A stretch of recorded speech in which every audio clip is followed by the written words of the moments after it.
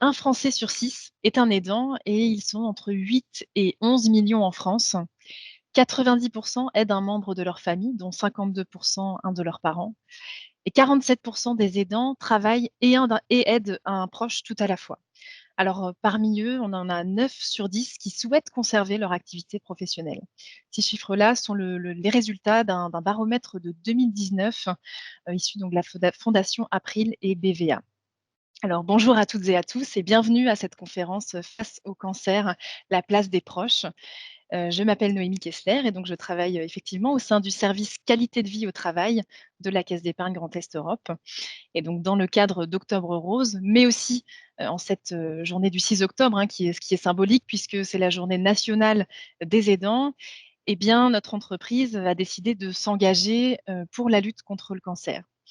Alors, pour échanger sur cette question de la place des proches, face à la maladie, eh bien, nous avons avec nous, alors à distance, mais bien avec nous, des professionnels de santé de l'ICANS. Donc l'ICANS qui est l'Institut de cancérologie de Strasbourg Europe. Donc avec nous, nous avons le docteur Véronique Frazier, qui est médecin. Nous avons également madame Francine Pfeil, qui est cadre de santé. Madame Iman Bamamed, qui est assistante sociale, et enfin Madame Nadine Fialon, psychologue. Alors mesdames, bonjour et merci beaucoup de nous faire l'honneur de votre présence et de votre expertise sur ce sujet délicat, mais qui concerne beaucoup d'entre nous. Et donc vous êtes toutes les 4 issues du service soins de support, qui a donc pour objectif, vous nous en direz un peu plus tout à l'heure, et qui a pour objectif donc d'accompagner et d'améliorer la qualité de vie des patients. Et pendant l'heure qui vient, nous allons donc aborder ensemble trois thématiques. Le proche aidant en tant qu'acteur de la prise en charge du patient, mais également les soutiens qui peuvent être mobilisés par les proches aidants, et enfin le retentissement de la maladie sur les proches. Alors, je précise à tous les participants et participantes de cette conférence qu'à l'issue de chacune des interventions, nous aurons un temps d'échange avec des questions et réponses. Et donc, n'hésitez pas d'ores et déjà à alimenter donc le chat, puisque les questions sont posées sur le chat. Et puis, j'aurai l'occasion, à l'issue de chaque intervention, de les relayer à nos 4 interlocutrices.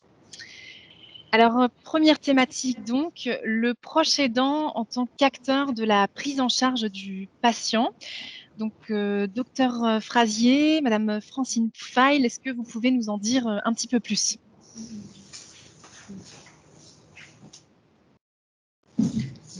Alors bonjour Madame Kessler, bonjour à toutes et à tous qui nous écoutent et qui ont pris le temps et qui manifestent de l'intérêt pour ce sujet. Donc le docteur Frazier va prendre la parole tout à l'heure. Moi je vais commencer par vous parler des soins de support. Donc qu'est-ce que c'est les soins de support? C'est une traduction de l'anglais supportive care, qui sont des soins proposés en association avec les traitements spécifiques du cancer, dont l'objectif est d'améliorer la qualité de vie du patient, bien sûr. On vient d'en parler, on va largement en parler pendant cette heure, tant physique que psychologique et social au cours de sa maladie. Les acteurs sont majoritairement hospitaliers, mais d'autres acteurs interviennent à domicile, tels que le réseau de cancérologie, la Ligue contre le cancer, Alsace contre le cancer et bien sûr d'autres associations. Il y a un cadre législatif, bien sûr, mais je vais être très succincte là-dessus. Donc, il y avait la circulaire du 22 février 2005 qui était en lien avec le premier plan cancer, qui donne aussi une définition officielle des soins de support comme étant l'ensemble des soins et soutiens nécessaires aux personnes malades tout au long de leur maladie, conjointement au traitement onco-hématologique lorsqu'il y en a. L'objectif, on le voit, des soins de support, c'est donc proposer pendant la maladie une prise en charge de la personne soignée pour assurer une meilleure qualité de vie pour les personnes malades sur le plan physique, psychologique et social, quel que soit leur lieu de vie et de soins. Là, nous avons une petite diapo sur les différents intervenants que je vais vous détailler tout à l'heure. Donc, l'objectif du plan cancer 2014-2019, donc le dernier, disait que les soins de support doivent apporter une réponse aux différents besoins de la personne soignée et proposer une prise en charge des effets secondaires des traitements nutritionnels, sociaux, une prise en charge nutritionnelle, sociale, psychologique, notamment aussi sur les perturbations de l'image corporelle suite aux traitements chirurgicaux et aux traitements médicamenteux, de la douleur, de la fatigue et de l'accompagnement en fin de vie des patients et de leurs proches. Le cancer est souvent une maladie chronique, vu l'espérance de vie des patients qui s'allonge et les nouveaux traitements qui apparaissent. Donc, les professionnels des soins de support s'impliquent à toutes les phases de la maladie, que ce soit en cours de traitement, en phase évolutive ou terminale, en rémission et ou avec la prise en charge des séquelles suite aux différents traitements. Alors, comment peut-on avoir accès à ces professionnels des soins de support? Une coordination des différents professionnels est nécessaire en fonction des besoins de chaque patient et de son entourage. Suite à la consultation médicale, l'infirmière d'annonce reformule le traitement et ses effets indésirables. Elle recherche les difficultés pour orienter vers un professionnel des soins de support. Et l'infirmière de coordination, en complément des professionnels hospitaliers, assure le suivi des symptômes et la mise en lien. L'animatrice de l'espace rencontre information, nommée IRI, en abrégé, transmet les coordonnées de ces associations. Alors, les différents professionnels des soins de support. La diététicienne évalue l'état nutritionnel et propose une prise en charge adaptée en concertation avec le médecin et le patient et le proche si besoin, évidemment. L'assistante sociale aide le patient pour ses démarches et la mise en place d'aide à domicile si nécessaire en lien avec le proche. La psychologue instaure un soutien psychologique pour le patient avec son accord et ou son proche, mais Madame Fialon va vous en parler tout à l'heure. Le médecin référent peut solliciter les médecins de la douleur et ou des équipes mobiles qui recevront la personne soignée en consultation ou en hôpital de jour dédié. L'activité physique adaptée par les kinésithérapeutes ou les éducateurs sportifs aide à lutter contre la fatigue et la perte d'autonomie. La fatigue qui est souvent un symptôme qui se poursuit tout au long des différentes phases de la maladie. La socio-esthéticienne permet au patient de prendre soin de lui et de l'aider à surmonter les modifications physiques dues à la maladie et ou aux effets indésirables des traitements. L'intervention du oncosexologue, l'hypnose, Snözelen, l'art-thérapie, la musicothérapie améliorent le bien-être. Les associations d'anciens malades, les bénévoles et les aumôniers apportent également un soutien qui est non soignant. Pour coordonner l'action de ces différents professionnels, des réunions pluridisciplinaires sont mises en place dans les unités de soins afin d'élaborer le projet de soins du patient et de coordonner sa prise en charge. L'identification du proche est très importante. Le rôle du proche est d'aider à reconnaître les difficultés, à accepter l'aide proposée. Lui-même peut bénéficier des conseils ou du soutien pour garder son rôle d'aidant. Mme Frazy va vous en parler également tout à l'heure, elle va insister sur ce sujet. Merci pour votre attention et si vous avez des questions, n'hésitez pas à nous les poser.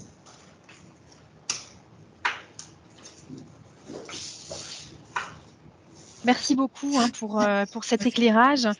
Alors effectivement, une question qui nous est posée, c'est comment les proches peuvent accompagner finalement la personne qui est malade pour les soins et notamment dans ce contexte de crise sanitaire. Alors, actuellement, nous autorisons, vu effectivement le Covid, la crise sanitaire, un proche qui peut se rendre disponible et accompagner le patient lorsqu'il vient en hospitalisation ou en consultation. Alors, évidemment, en gardant toutes les règles, le masque, gel, etc., à l'arrivée dans le service. D'accord. Et une autre question qui est de savoir comment aider finalement à faire accepter cette aide. Comment parler des difficultés rencontrées? C'est un travail de longue haleine et de confiance envers les professionnels. Je parlais de l'infirmière d'annonce tout à l'heure, c'est souvent un premier professionnel qui rentre en contact avec le patient et son proche. Et donc, c'est une relation de confiance qui se noue entre les différents professionnels, le médecin bien sûr, l'assistante sociale, la psychologue qu'on peut proposer au cours de la prise en charge du patient. Un point de vue peut-être plus médical, la découverte du cancer va passer par beaucoup d'intervenants médicaux et paramédicaux. Si un homme sur 2 et une femme sur 3 seront atteints d'un cancer en France, plus de la moitié pourront guérir. Dans le cadre de ce projet de soins curatifs, le médecin traitant sera le référent à domicile et les médecins hospitaliers pourront être différents. Ça pourra être le médecin radiothérapeute, le chirurgien, l'oncologue médical. Nous allons proposer, suite au diagnostic de maladies curables, au décours du dispositif d'annonce, un thérapeutique avec des traitements spécifiques anticancéreux associant, selon les situations, chirurgie, radiothérapie, chimiothérapie, immunothérapie, hormonothérapie, mais parallèlement à ces traitements spécifiques, les soins de support qui correspondent à des traitements non spécifiques pour lesquels l'objectif est effectivement d'améliorer la qualité de vie du patient.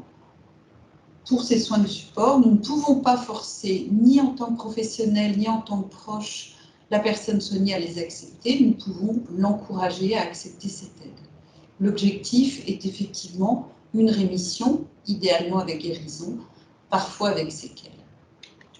Dans le cadre du projet de soins palliatifs, on dissocie deux phases. La phase palliative initiale, au cours de laquelle les traitements spécifiques vont pouvoir être administrés en espérant une diminution de la rapidité de l'évolution de la maladie, mais où vous voyez les soins oncologiques de support vont prendre de plus en plus de place. Le diagnostic d'entrée en phase terminale précède le décès de plusieurs semaines à plusieurs mois. La maladie continuera d'évoluer et il est évident que ces soins de support, y compris la lutte contre la douleur, aura une importance très primordiale au quotidien. Le rôle du médecin traitant est extrêmement important car le lieu de soins sera principalement le domicile, avec possiblement des pertes d'autonomie difficiles pour tous les acteurs. La personne à prévenir est désignée par la personne soignée. Elle va avoir des rôles extrêmement importants, un soutien organisationnel en complément des supports écrits, le carton de rendez-vous, le carnet de rendez-vous, les prescriptions de transport, les ordonnances médicamenteuses, de bilan biologique, de bilan radiologique, représentent tout un travail.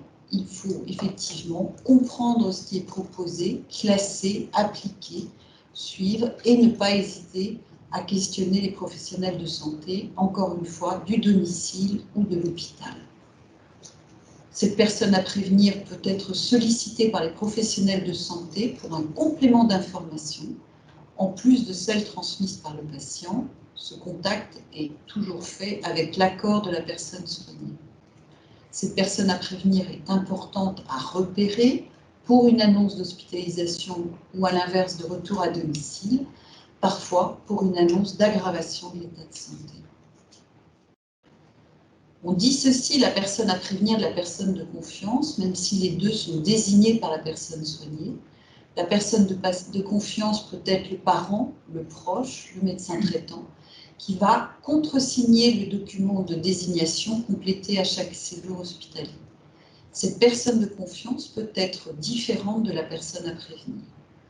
Ses rôles sont d'accompagner et d'assister la personne soignée dans ses démarches concernant sa santé, lors des entretiens médicaux, moins lors des soins paramédicaux hospitaliers où l'assistance des proches n'est pas présent, pour l'aider dans sa compréhension et dans ses décisions.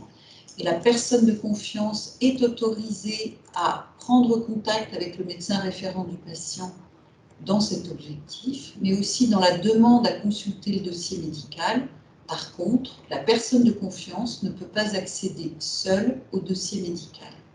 Troisième rôle, c'est de témoigner de la volonté de la personne soignée auprès de l'équipe médicale, dans l'hypothèse où elle serait hors d'état de s'exprimer et où elle n'aurait pas rempli ses directives anticipées. Elle peut aussi prendre l'initiative de demander l'ouverture d'une procédure collégiale préalable à la décision d'arrêt ou de limitation des traitements, voire d'une mise en œuvre d'une sédation en fin de vie. Ce qui est important pour nous professionnels, pour vous proches et pour la personne soignée, c'est de mesurer que l'accompagnement est mutuel entre la personne soignée et son ou ses proches, avec une nécessaire relation authentique, avec la tolérance des moments de fragilité, entre la personne soignée et les soignants, du domicile, et ce sont principalement le médecin traitant, l'infirmier et le pharmacien d'officine, mais aussi dans le service d'oncologie, le médecin référent, le médecin responsable des soins en hôpital de jour ou en hospitalisation complète, l'infirmier, l'aide-soignant, les professionnels de soins de support dont a parlé Francine Freil. Cette relation nécessite une confiance mutuelle. Et puis, il y a une relation d'accompagnement entre les soignants et la personne à prévenir et une personne de confiance. Il est plus facile pour les uns et les autres que sur un temps donné, il y ait un seul proche référent.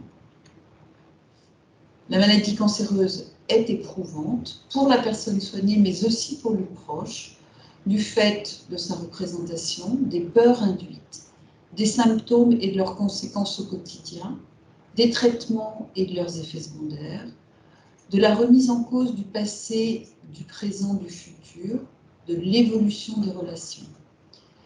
Les professionnels hospitaliers et les professionnels du domicile sont à solliciter en tenant compte d'une certaine indisponibilité parfois. Nos rôles sont éminemment complémentaires. Ce n'est pas facile tous les jours, mais c'est certainement moins difficile si nous faisons équipe ici et maintenant. Je vous remercie de votre attention. Merci beaucoup. Vous l'indiquiez, hein, l'importance justement donc de tout le corps soignant et notamment du médecin traitant.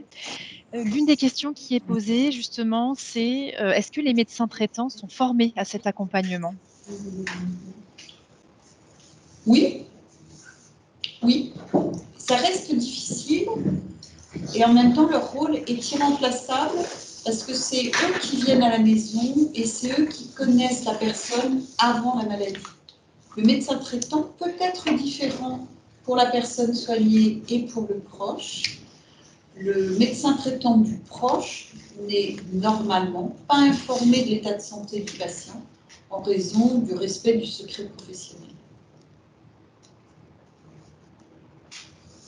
Très bien, merci beaucoup.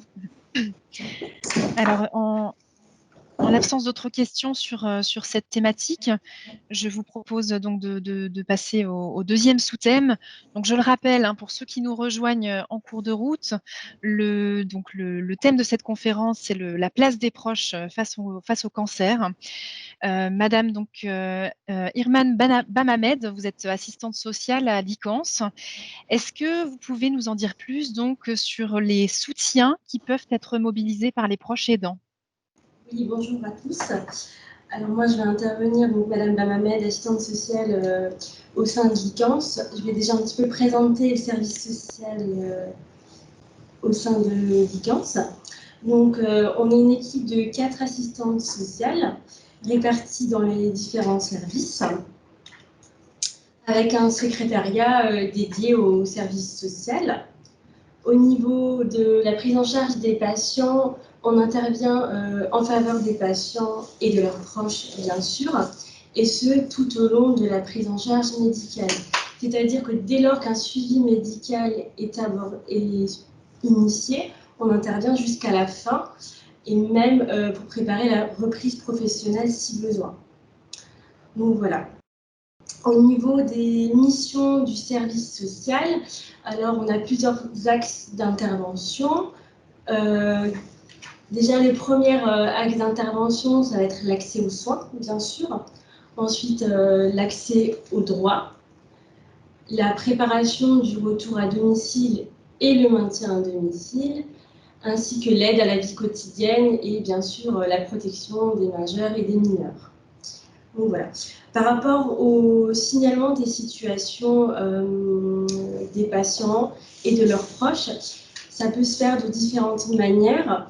Donc déjà par nos partenaires externes, dont les médecins traitants, les centres médico-sociaux, les centres locaux d'information, qui peuvent nous signaler la situation des patients et de leurs proches, mais aussi au sein d'ICANS, par les soignants, les médecins, les infirmières d'annonce qui, dans le cadre du dispositif d'annonce, présentent les soins de support. Et là, on peut déjà intervenir dans le cadre d'une évaluation sociale, une évaluation précoce, pour anticiper les difficultés qu'il pourrait y avoir. Voilà. Par rapport à la question comment se faire aider en tant que proche, alors moi j'ai plutôt parlé des dispositifs sans donner tous les détails bien sûr. Voilà, ce que je voulais expliquer, c'est que par rapport aux aidants, on n'aura pas forcément de dispositif pour les aidants, il en existe, mais ça va principalement être en fait des dispositifs pour les patients qui vont bien évidemment soulager les aidants. Alors au niveau des dispositifs, ce qu'il faut comprendre, c'est qu'il y a plusieurs critères, principalement que je vais vous présenter. Donc, il faut prendre en compte l'âge des patients. Donc, un patient qui a moins de 60 ans n'aura pas les mêmes droits, bien sûr, qu'un patient qui a plus de 60 ans. Donc, rapidement, pour un patient qui a moins de 60 ans, c'est la MDPH qui va intervenir, donc la Maison départementale des personnes handicapées, hein, institution qui est présente dans tous les départements, qui, elle, va venir en aide aux patients et à leurs proches pour mettre en place une auxiliaire de vie. Donc voilà, pour les personnes de plus de 60 ans, là, on va plus s'orienter vers le conseil départemental qui, lui, a la compétence en matière d'autonomie. Et ce, par le dispositif de l'APA, qui est quand même assez connu. Donc l'APA, c'est un dispositif, donc l'aide personnalisée à l'autonomie, qui peut financer des aides à domicile, des frais de séjour en accueil de jour ou en EHPAD, ainsi que des aides humaines. Alors ça, c'est un dossier que nous, on prépare avec les patients, avec les médecins traitants. C'est bien sûr au cas par cas, mais on les accompagne dans cette démarche si besoin. Donc voilà. Ce que je voulais aussi dire, c'est qu'il faut prendre en compte le stade de la maladie. Forcément, quand on est plus avancé dans la maladie, bien sûr que la prise en charge sera différente au niveau des aides. Il existe des revalorisations et ça, c'est notre rôle en tant qu'assistante sociale en étroite collaboration avec les médecins de l'ICANS et les médecins traitants, d'évaluer la situation médicale des patients et si à un moment donné, le patient est avancé dans la maladie, donc il existe des modifications, des dossiers de revalorisation pour que les patients et leurs proches puissent bénéficier davantage d'heures, que ce soit de l'aide à domicile ou de l'aide humaine. Encore une fois, on les accompagne dans cette démarche-là. Ce que je voulais aussi dire, c'est que dès qu'un patient rentre dans la phase palliative, alors là, il y a des dispositifs très spécifiques qui sont mis en place et financés par la Caisse primaire d'assurance maladie qui permet de mettre au domicile, de financer une auxiliaire de vie au domicile afin d'accompagner le proche dans cette phase de la maladie. Donc voilà. Je voulais aussi évoquer la situation socio-professionnelle des patients, parce que forcément, ça a un rôle sur les aides qu'on va pouvoir leur proposer. Donc simplement pour dire que voilà, un patient qui est en arrêt de travail, qui bénéficie d'indemnités journalières, pourra bénéficier du fait de son arrêt de travail d'une aide de la Caisse primaire d'assurance maladie pour pouvoir bénéficier d'une prise en charge financière dans le cadre d'une aide à domicile. Voilà. Par rapport à une personne qui, elle, est retraitée, forcément là, c'est la caisse de retraite qui va intervenir pour financer des aides à domicile. Donc voilà. Je voulais également évoquer le financement de ces aides à domicile. Alors, d'un regard extérieur, on pourrait se dire effectivement comment sont financées les aides. Alors forcément, il y a des prises en charge, comme j'expliquais, en fonction de la situation, c'est au cas par cas. Il reste quand même un ticket modérateur qui est toujours calculé en fonction des ressources du patient et du proche, en fonction de la situation familiale. Ce que je voulais dire, c'est qu'il ne faut pas que ça soit un frein, puisque nous, on évalue toujours les situations et on travaille en étroite collaboration, en tout cas à l'ICANS, avec en particulier la Ligue contre le cancer, pour pouvoir trouver un financement. Et dans la majorité des cas, le financier, c'est un frein. Dans la majorité des cas, on trouve une solution au niveau financier pour pouvoir en tout cas sécuriser le maintien à domicile. Donc voilà. Par rapport pour finaliser un petit peu cette présentation, je voulais juste évoquer le maintien à domicile et expliquer que voilà, ce n'est pas parce qu'un patient est à la maison et qui rencontre des difficultés avec son proche de maintien qu'il n'y a, a pas de possibilité de l'accompagner dans cette démarche-là. Il n'y a pas forcément besoin d'hospitalisation. Nous, en tout cas, au service social, on est en étroite collaboration avec les médecins traitants. On communique sur la situation des patients. Donc, tant qu'il y a un suivi médical à l'ICANS, c'est ce qui prime. Nous, on intervient toujours pour les patients et leurs proches, même à domicile. Et là, on peut réévaluer et mettre en place des choses. Il n'y a pas forcément besoin d'hospitaliser le patient pour ajuster et sécuriser le maintien à domicile. Donc voilà, pour finaliser un petit peu cette présentation, je voulais juste faire un point d'actualité. Voilà, donc par rapport au congé de proche aidant que je n'ai pas évoqué précédemment, parce qu'en fait, je voulais expliquer que récemment, il a été réformé par la ministre des Solidarités et que ce congé a été revalorisé, c'est-à-dire qu'il a été prolongé à 1 an sur toute une carrière professionnelle et qu'il est désormais rémunéré en fonction de la situation familiale et qui sera financé par les caisses d'allocation familiale et les mutualités sociales agricoles. Donc voilà, pour finaliser la présentation, donc, on a mis des liens, donc, notamment la Ligue contre le cancer, qui propose pas mal d'interventions également pour les employeurs, de comment expliquer, comment préparer le retour d'un professionnel dans l'entreprise. Voilà, donc je vous invite à jeter un coup d'œil. Et également le site du conseil départemental qui a la compétence en matière d'autonomie et de handicap, avec les informations concernant les dispositifs dont j'ai brièvement évoqué. Donc voilà. Merci beaucoup pour votre éclairage. Alors, on a quelques questions de participants. On nous dit effectivement, c'est pas toujours simple quand on travaille, quand on est aidant et qu'on travaille. Comment est-ce qu'on peut faire? Et est-ce qu'il existe des dispositifs pour accompagner le malade alors même que l'on travaille? Vous en avez un petit peu parlé à l'instant, hein. Oui, bien sûr. Alors, ça reste aussi le choix du proche, hein, comment il voit les choses. Est-ce qu'il, déjà à la phase de la maladie où on est le patient, puisque c'est une pathologie chronique, hein, le patient peut rester des années dans un état de fatigue. Quel est le souhait du proche? Est-ce qu'il veut garder ce statut au travail et continuer à travailler? Dans ce cas-là, nous, on peut mettre en place les dispositifs en fonction de l'âge, donc des auxiliaires de vie, pour maintenir le patient au domicile avec des aides. Et donc ça sera fait en fonction de la situation médicale. Ou si le proche veut rester auprès du patient, voilà, donc j'évoquais le congé de proche aidant. Donc ça peut être mis en place, surtout qu'il a été modifié et qui peut maintenant s'étendre sur 1 année. D'accord, et des dispositifs qui peuvent aussi être complétés par des mesures parfois en interne aussi dans les entreprises, lorsque des accords collectifs le prévoient, par exemple, de manière complémentaire à ce que vous dites. Une autre question, lorsqu'on partage l'accompagnement entre frères et sœurs, par exemple, est-ce que les aides peuvent être réparties ou est-ce qu'elles vont s'adresser toujours à un seul aidant?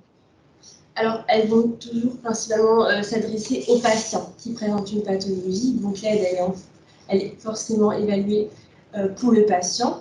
Après, on prend toujours dans l'évaluation de la situation en compte les proches. Ça compte beaucoup, notamment pour déterminer le nombre d'heures et le nombre d'aides. Donc ça, c'est au sein des commissions départementales. Et même si le dispositif n'est pas mis en place en prenant en compte les besoins directement des proches, on prend quand même en compte le contexte familial. D'accord. Et une dernière question, est-ce qu'on peut bénéficier d'aide pour l'accompagnement d'un proche sans être membre de la même famille? Alors oui, bien sûr, si on a des relations très proches, bien sûr. Au contraire, c'est afin d'éviter l'isolement du patient, il n'y a pas de souci par rapport à ça. Après, c'est au cas par cas. Mais comme j'ai dit tout à l'heure, dans la majorité des situations, on arrive toujours à trouver une solution pour assurer un maintien à domicile dans de très bonnes conditions. Très bien. Merci beaucoup pour votre éclairage. Merci à vous. Pour ceux qui nous rejoignent en cours de route, donc je le rappelle, hein, nous parlons aujourd'hui de la place des proches face au cancer. Et donc, nous nous apprêtons à aborder la troisième et dernière partie de ce webinaire, à savoir le retentissement de la maladie sur les proches. Alors, Madame Nadine Fialon, vous êtes psychologue à Licence. C'est donc une question que vous connaissez bien. Quelles sont les recommandations, les conseils que vous apportez aux proches des patients atteints d'un cancer? Et donc mon propos sera de parler donc du retentissement psychologique évidemment de la maladie sur les proches. Alors notons tout de suite que certes les proches demandent en tout cas à être rencontrés, mais qu'ils sont constamment présents dans le discours des patients.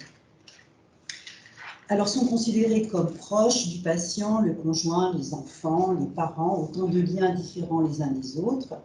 Et parce qu'il s'agit de l'essentiel de nos consultations avec les proches, j'ai choisi d'évoquer surtout le retentissement psychologique de la maladie sur le conjoint, sur l'autre membre du couple, celui qui vit au quotidien avec lui et qu'on appelle couramment l'aidant naturel. Alors ce terme d'aidant désigne évidemment un lien particulier qui renvoie à la dépendance du malade et à l'autre, mais il occulte une partie de la réalité, à savoir dans ce lien aidant-aidé, l'interdépendance que cette situation d'aide peut générer.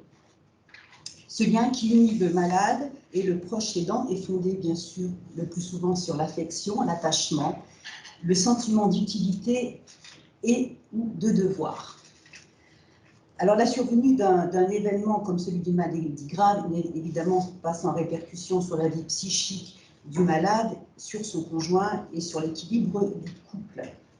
Au sein des couples, les proches confrontés à la maladie vont faire face à une double difficulté.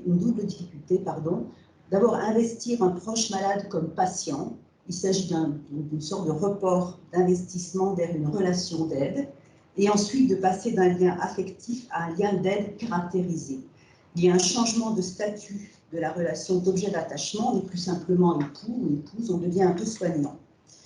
Alors, les proches opposent souvent l'acuité de leur douleur morale comme obstacle à cette relation d'aide avec le patient dans la réalité. Au début de la relation, on note souvent une résistance des familles d'ailleurs par rapport à ces changements de statut de leur objet d'attachement, au transfert de leur lien affectif vers une autre configuration. De plus, j'ajoute que le fait de ne pas être bénéficiaire du soin directement confronte les proches à deux autres difficultés. D'abord, ils viennent en second dans les relations avec les équipes, d'où le temps de retard par rapport à une certaine temporalité du patient. Même si les médecins, bien sûr, et tout le monde s'efforce de les associer au plus près du projet thérapeutique, et ils les informent évidemment tout à fait régulièrement de l'évolution de l'état de santé du patient, il existe presque toujours un décalage à ce niveau entre eux et le malade. D'autre part, leur place dans l'institution n'est pas prévue telle qu'elle est prévue, celle du malade. Ils viennent de l'extérieur, même s'ils ont toute leur place. On parle d'eux comme des partenaires de la relation thérapeutique depuis quelque temps. Ils ne sont pas l'objet du soin. Et cette situation de décalage et d'extérieur est une des raisons qui explique parfois des interpellations agressives sur un mode revendicateur à l'égard des équipes ou des attitudes de surprotection du patient qu'ils estiment malmenés. De même, ces décalages peuvent amener des jugements parfois injonctifs des équipes qui voudraient que les proches soient complètement adaptés à la situation actuelle du malade. Le diagnostic de cancer provoque chez le patient et chez l'entourage un effet qu'on qualifie d'annonce, un effet d'annonce qui, comme toute annonce, et quel que soit le soin qu'on y porte, est intrinsèquement porteuse de violence et de potentialité traumatique. C'est une première annonce, d'autres suivront, bonnes ou mauvaises d'ailleurs, et c'est un moment de bascule dans l'existence du malade et du couple. L'arrivée de la maladie peut, alors ce sont deux grandes configurations, bien entendu qu'il y a des variantes entre les deux, soit précipiter la rupture des liens avec le proche, certains couples ne résistent pas à l'épreuve de la maladie, soit au contraire favoriser une symbiose du couple et ou des membres de la famille qui s'appuient sur un fantasme de gémellité ou un fantasme de fusion collective. Je vais en reparler.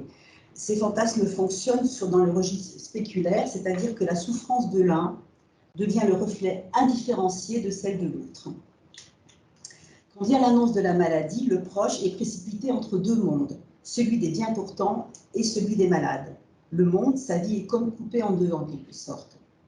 Il est important pour lui, s'il est possible, de continuer à travailler, c'est manifestement ce qui se produit, de sortir, de voir des amis, de garder un pied dans le monde dit normal, afin d'éviter d'être en tête-à-tête dans un fonctionnement assez délétère avec l'autre malade. Le conjoint est donc précipité avec le malade dans une histoire commune, celle de la maladie, et une histoire individuelle dans laquelle chacun avance différemment. Au fur et à mesure, la relation d'aide qui est amenée à se mettre en place confronte à l'ambivalence et souvent la culpabilité, la crainte de ne pas être à la hauteur, souvent, au désir de bien faire, de ne jamais en faire assez aussi, et de manière ambivalente, je le disais, au sentiment de devoir tout faire. Cependant, pour d'autres proches d'aidants, ça ne se passe pas comme ça. Certains n'éprouvent pas de culpabilité et n'expriment pas spécialement d'angoisse. Ceux-là investissent le patient, ils s'investissent plutôt dans un rôle très pratique, très opératoire. Ils n'expriment pas beaucoup d'affect, pas de conflit personnel non plus, et ce au détriment souvent des besoins affectifs de l'autre. Cette configuration relationnelle peut être réactionnelle, secondaire à l'arrivée de la maladie, parce que la vie finalement est si bouleversée qu'elle est en quelque sorte aplatie, réduite aux nécessités liées à la maladie. C'est alors une sorte de mécanisme de défense, de protection. Mais dans d'autres cas, cette configuration relationnelle est antérieure à l'existence de la maladie. Elle est déjà là. Bien sûr, dans ces circonstances, ce fonctionnement essentiellement opératoire, je le disais, est mal vécu par le malade qui devient dépendant de cet autre irréprochable au plan pratique et matériel, mais absent au plan affectif. Dans beaucoup de cas, on observe un resserrement quand même du lien du fait de la maladie. On fait face à deux, on t'entend souvent. Parfois même, on a l'impression que c'est une maladie ou un cancer pour deux. Il s'agit d'une illusion certes féconde de penser qu'on est deux, mais en fait, le patient est toujours seul dans ce qu'il vit. Il convient de veiller à ce que ce deux, cet étayage, quand c'est le cas de l'un sur l'autre, ne se transforme pas, je le disais aussi, en huis clos, au détriment des autres membres de la famille, provoquant des réactions négatives, on entend souvent, des enfants notamment, qui peuvent se sentir abandonnés, qui deviennent jaloux même, quelquefois, du parent malade, qui provoque aussi quelquefois un retrait social du couple, un renoncement à ses besoins personnels. Les demandes de consultation psychologique ont pour objet des demandes de conseils, voilà, de type « mais qu'est-ce qu'on pourrait faire de plus pour lui ou pour elle ?» Généralement, cette question répond à la tentative de trouver une solution au sentiment d'impuissance, à la position de passivité ressentie par un proche qui assiste à l'inexorable évolution de la maladie. Ce désir de faire quelque chose, d'en faire plus, correspond à une mise en règle de la culpabilité et à des fantasmes de sauvetage, voire de guérison, activés par la situation de maladie.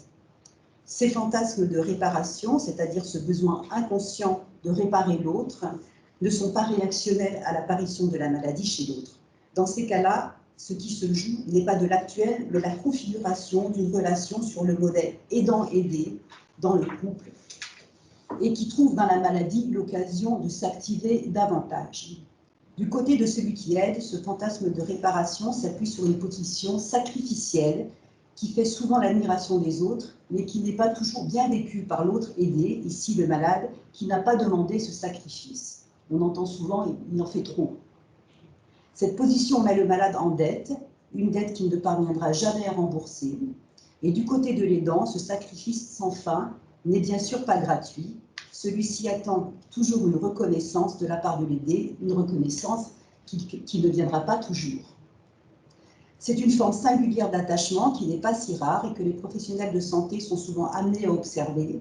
Elle justifie parfois des consultations des uns et des autres par des professionnels capables de reconnaître, de pointer aux intéressés les enjeux psychologiques de ce type de relation. Mais dans des formes moins préoccupantes d'attachement, cet accompagnement est parfois nécessaire car certains pans de l'expérience de la maladie grave restent impartageables entre l'aidant et le malade. En fait, le fait que l'on craint la mort de l'autre et donc que l'autre craigne de perdre son conjoint est parfois évidemment difficile à verbaliser dans le couple sans craindre de faire s'effondrer l'autre. De même, dans les moments d'épuisement ou quand le malade se montre exigeant, voire quelquefois un peu tyrannique, le partenaire peut être traversé par des moments de haine et ressentir un désir de meurtre, parfois enfin de mort, parfois même de meurtre de l'autre. Et ceci ne peut évidemment se confier qu'à l'intérieur d'une relation thérapeutique forte. De même pour le patient, faire entendre la souffrance qu'il a à devenir dépendant et la rage qu'il peut en éprouver, la culpabilité à se considérer comme une charge aussi, peut s'avérer difficile à exprimer à un conjoint. Dans le couple, ce type d'échange est rarement envisageable, puisque la situation de la maladie est déjà difficile elle-même, et chacun s'efforce de se taire pour ménager l'autre. Bien sûr, ce lien qu'entraîne la maladie évolue avec le temps. Il aboutit à un certain moment à l'apparition d'un travail de pré-deuil du proche et du malade quand est réalisée l'issue fatale de la maladie. C'est ce qu'on appelle un deuil blanc. Ce deuil consiste en des mouvements de désinvestissement et donc d'une élaboration de l'angoisse de perte et de séparation. Très pratiquement, il s'active quand vient le temps de signer des directives anticipées, de rédiger un testament, de parler des modalités de l'enterrement. Il favorise le détachement progressif du proche dans la relation d'aide. Quand l'issue de la maladie est favorable, parce qu'elle l'est quand même de temps en temps, quand le malade s'en sort, chacun et le couple ne reprend pas sa vie là où il l'avait laissée avant l'apparition de la maladie. Quelquefois, on renégocie son rapport à la vie, le lien est plus fort, le lien à la vie est plus fort. On se découvre une santé qu'on n'avait jamais connue avant la maladie. La maladie est alors un moment de changement et d'ouverture. D'autant que beaucoup de demandes de consultation psychologique viennent dans l'après-coup de la maladie. On avait bien tenu le coup en quelque sorte, et la décompensation, elle vient après. La période du traitement est souvent, on l'observe, une période qui peut s'avérer très sédative au plan de l'angoisse. Déclarée en démission, en rémission, le patient se questionne évidemment sur sa survie. La vie ne va plus de soi, la vie tout court ne va plus de soi, mais l'entourage ne l'entend pas toujours comme ça. Pour lui, il est soulagé et il est souvent désireux de passer vite à autre chose, à tourner la page et reprendre la vie d'avant. Alors pour conclure, je dirais que les couples qui traversent cette épreuve rencontrent les mêmes problèmes que les autres couples. La difficulté supplémentaire à affronter est celle de la maladie, c'est-à-dire que le jeu est faussé par l'existence d'une carte supplémentaire. La maladie, on n'est plus deux, mais on est trois. Il y a désormais soit l'autre et la maladie. Ce troisième partenaire, entre guillemets, s'objective par une aide matérielle, bien sûr, parfois lourde, qui pèse sur la vie privée, mais peut créer, comme je le disais, certains problèmes psychologiques, notamment le risque de pouvoir de l'un sur l'autre, de dépendance totale de l'un à l'autre, l'actualisation de fantasmes de sauvetage et de réparation dont je parlais. J'ai mis l'accent sur les aléas de la relation de dépendance, mais il est important de rappeler l'autonomie que le patient peut conserver. Rappelons qu'autonomie trouve son étymologie dans deux mots grecs, auto, soi, et nomos, c'est la loi ou la règle. Il s'agit donc de la capacité à fixer ses propres règles. Autrement dit, pour le sujet qui nous occupe, donc pour le conjoint, il est important de ne pas surprotéger l'autre, de ne pas le déposséder de sa propre vie.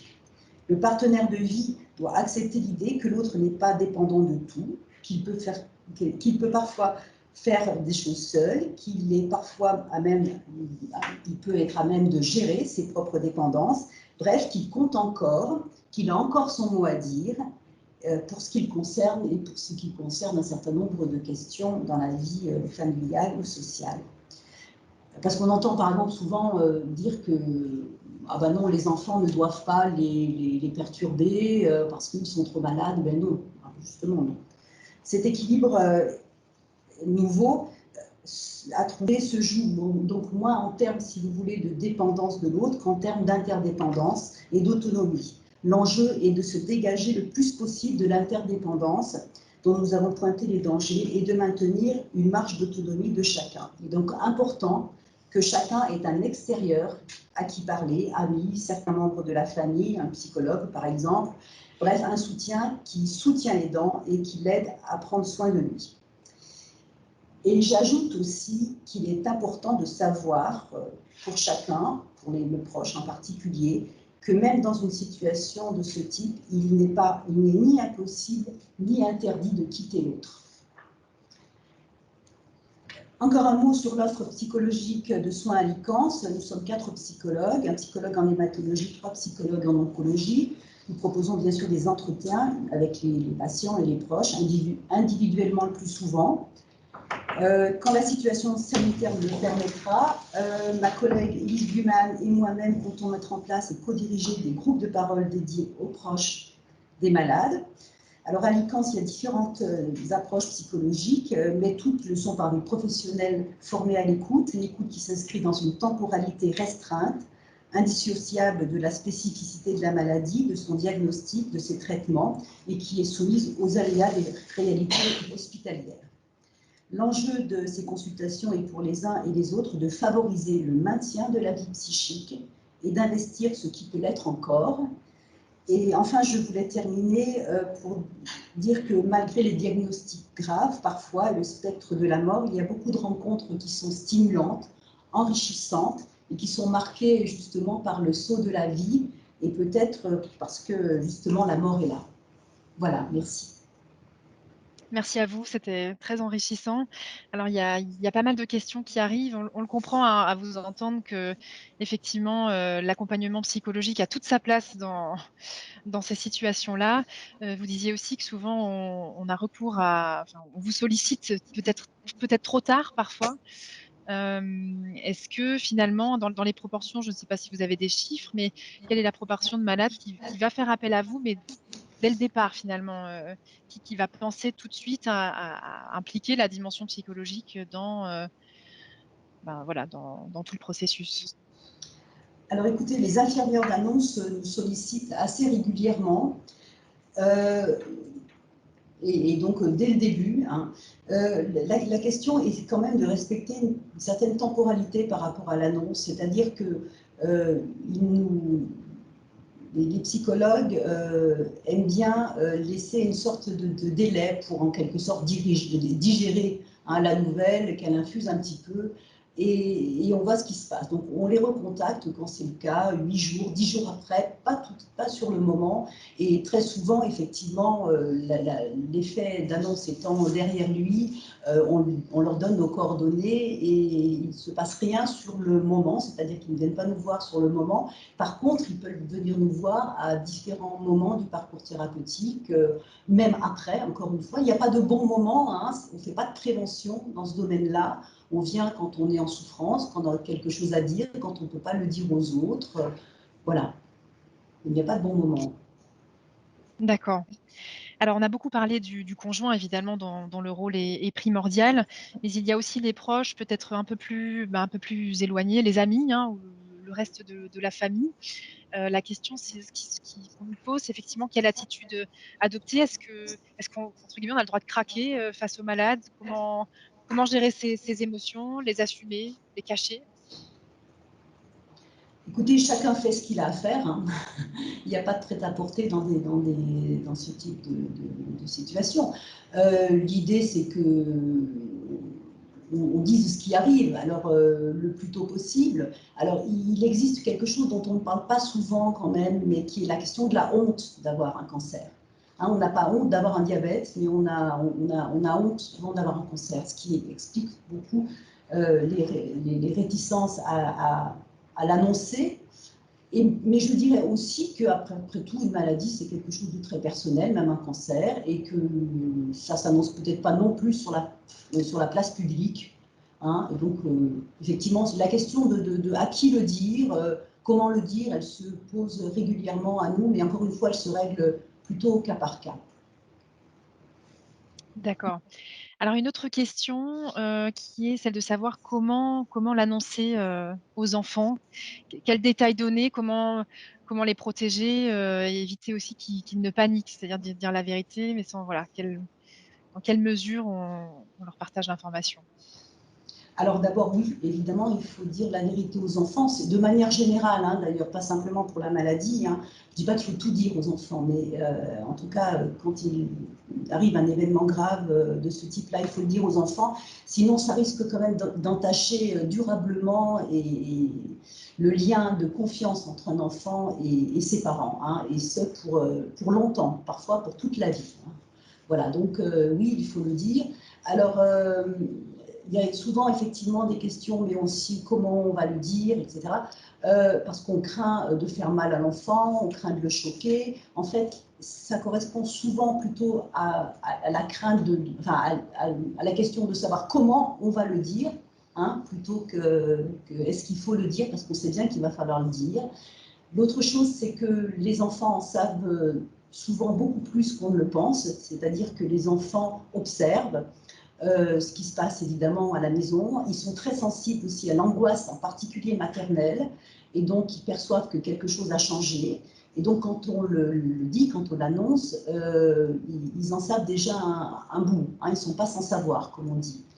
Et l'idée générale, c'est de partir un petit peu de ce qu'ils savent eux, hein, c'est-à-dire de leur demander, ben, par exemple, comment tu trouves papa ou maman depuis quelque temps? Et très souvent, les enfants disent, bah oui, je le trouve fatigué, ou pourquoi il ne va pas au travail, etc. Donc c'est beaucoup plus facile, évidemment, d'en parler de cette manière. Et puis en parler, c'est une manière de leur proposer aussi de poser des questions, de les associer à ce qui se passe.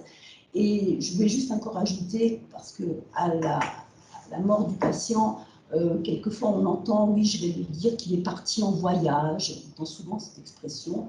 Je voulais dire que c'est quand même, enfin, c'est une très mauvaise idée, parce que partir en voyage, ça suppose qu'il va revenir, il part, et puis ça veut aussi dire qu'il est parti sans avoir dit au revoir, ce qui n'est pas une bonne idée non plus. Donc il vaut mieux, alors selon les croyances aussi de chacun, hein, chacun peut, voilà, hein, mais il est important quand même là aussi de signifier une certaine vérité, éventuellement de faire que les enfants assistent à l'enterrement, hein, voilà. Tout ça, c'est important et ça ne doit pas les épargner parce que c'est une fausse économie, si je peux dire. D'accord. Alors, une autre question, on déborde un tout petit peu sur le timing, hein, il est un peu plus de 10 heures, mais c'est vrai que le sujet est très intéressant et suscite des questions nécessairement. Donc, je me permets, si vous en êtes d'accord, de vous poser une dernière question avant de passer à la conclusion, si cela vous convient. Une question pas facile en plus. C'est l'hypothèse où le conjoint, quand il a encore tous ses esprits, on va dire, il sait qu'il y a peut-être un point de non-retour pour lui et il vous demande en amont d'abréger sa vie lorsque le moment surviendra, plutôt que de s'acharner sur des traitements et sur de la souffrance. Est-ce que le proche, est-ce qu'il a le droit de décider de quelque chose avec le corps médical, d'accepter ce choix du patient comment réagir? Docteur Frazi, je pense que c'est important d'entendre cette crainte absolue du patient de mourir et du proche de voir mourir la personne aimée. On peut avoir des envies alors qu'on sent que la maladie est en train d'évoluer inexorablement. Pour autant, au moment où l'aggravation se maintient, cette envie le plus souvent disparaît.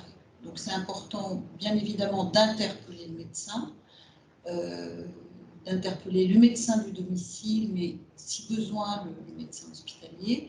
La loi Leonetti-Claes permet actuellement de recourir à une sédation profonde et prolongée à partir du moment où est confirmée une souffrance insupportable pour la personne soignée et pas pour le proche. C'est vraiment la personne soignée qui est au cœur des soins.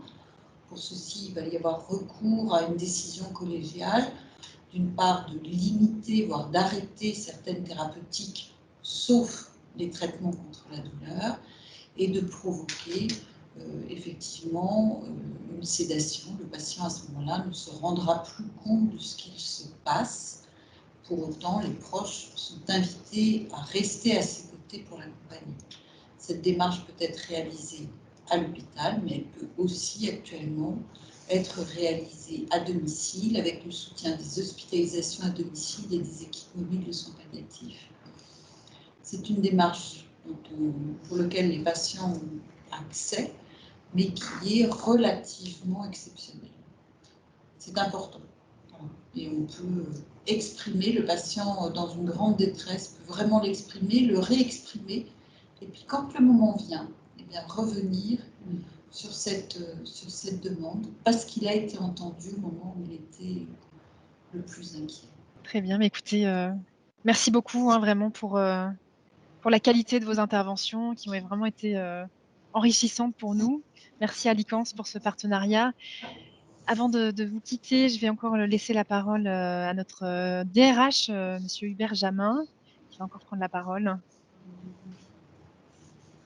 Bien, merci Noémie. Je m'associe aux remerciements de Noémie, particulièrement aux 4 professionnels de Licence pour le temps que vous nous avez consacré et la qualité de vos exposés, Dr Frazier, Madame Faye, Madame Bamamed et Madame Fialon. Merci à vous toutes et tous pour votre participation. Il y a eu beaucoup de questions. Je ne crois pas qu'on ait à prendre malheureusement. Et merci pour votre participation à cette webconférence donc sur la place des proches face au cancer. Et au-delà du contenu, moi-même personnellement, j'ai appris beaucoup de choses. Je retiens aussi cette phrase dans une de vos interventions, faire équipe. Vous nous avez rappelé très justement que face à toute adversité, dans toute situation de crise, c'est en jouant collectif, en se rassemblant, en faisant équipe, qu'on sera plus fort et plus résilient. Merci également aux équipes de la communication pour votre appui et merci à Noémie pour ton animation. Noémie Kessler du service qualité de vie au travail qui reste évidemment à votre disposition. Très bonne journée à toutes et tous et à très bientôt. Merci. Bonne journée.